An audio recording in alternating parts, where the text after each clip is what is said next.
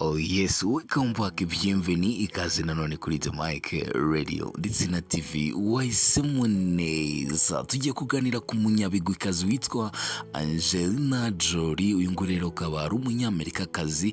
Uyu nguyu ni umukinnyi wa filimi ndetse kandi akaba n'umunyamideli, akaba n'umugiraneza mu ngeri zigiye zitandukanye. Uyu nguyu rero yavutse ku wa 4 Kamena umwaka w'1975 i Los Angeles muri California, ahangani USA. Amazina ye rero nyakuri akaba yitwa Angelina Jolie Voight. Ni umukobwa wa John Voight, umukinnyi wa filime watsindiye Oscar, igihembo cya Oscar, ndetse kandi na Micheline Bertrand nawe rero wakinnye filime afite umuvandimwe umwe gusa witwa James Harvey. Amashuri rero y'uwo bita Angelina Jolie yize muri Beverly Hills High School. Yatangiye kwiga gukina filimi afite imyaka 11 muri Lee Strasberg Theatre Institute. Yaje rero no kwiga muri New York University ndetse no muri Met Theatre Group i Los Angeles.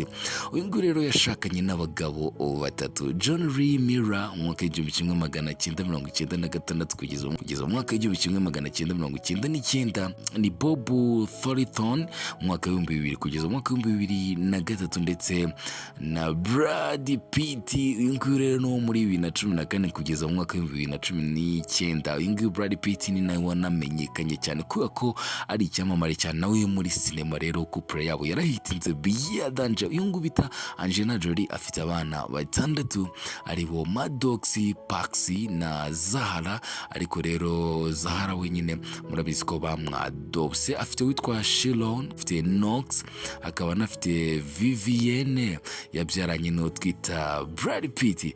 Rero uwo bita Angelina Jolie yatangiye gukina filimi akiri umwana mu mwaka w'1982. akaba yaramenyekanye cyane muri Girl Interrupted mu mwaka w'1999.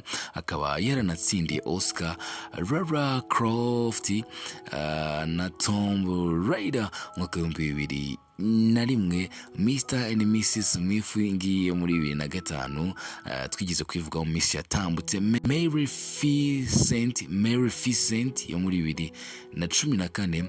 akaba kandi yaranakoze nka director muri filimi nka In the Land of Blood and Honey mwaka w'2011, and Broken mwaka w'2014, First They Called My Father 2017. Yes, ingiro turi kuvugaho ni Angelina Jolie.